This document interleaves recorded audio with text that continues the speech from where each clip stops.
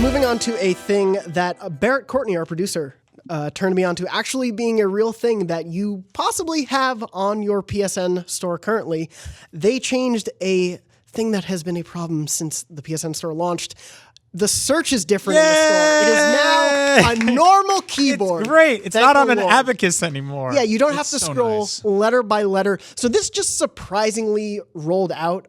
Barrett happened to be on the store and just noticed it was different. Yep. He went over to another account. It still had the old scroll letter by letter thing on it. So we actually reached out to Sony and they confirmed that this was a rollout that was happening globally. And so there were probably some people got it earlier than others. You can look up Donkey's Christmas Spectacular. Still no Donkey Kong 64 on the PSN. Yeah, sorry, You're watching Barrett. the video. That's Barrett, who's desperate for Donkey. But yeah, you can search. I believe I read you can search by genre and also by studio. So you can say like, show me every Ubisoft game or Sony Santa Monica game or Insomniac game or whatever it is.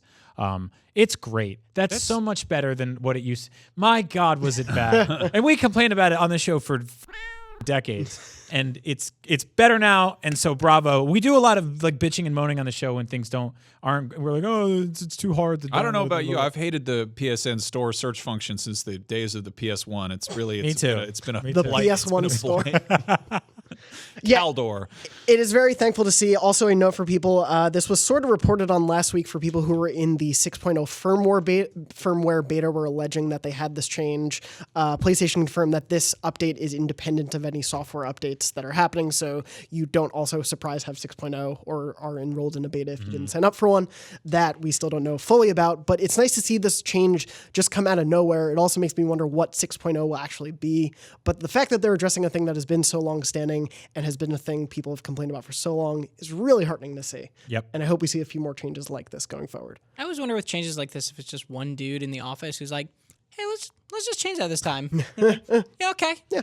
I wonder if it's that simple or if this had to go through committee and people have been discussing it for years. To get a little like behind the scenes, I don't know, like IGN is a massively old website that's built on like sunken pirate ships and lost souls and just old code from like the literal 90s. And so from what I've heard here, like to implement any sort of major sweeping change on a technical level is really difficult. And like, so adding like search or object pages, all the other things, like little things that have sort of sprung up over the years where people have been like, I want to read everything that, Jonathan's ever done. How do I do that?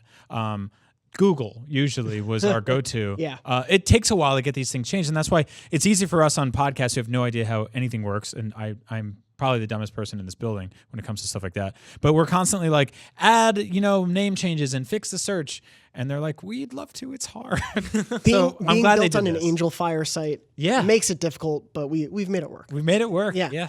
It's very impressive. If you enjoyed that conversation, there is so much more in the full episode of Beyond, which you can see at beyond.ign.com or youtube.com/IGNBeyond. Thank you so much for watching, and be sure to check out the new episode every Wednesday at 3 p.m. Pacific.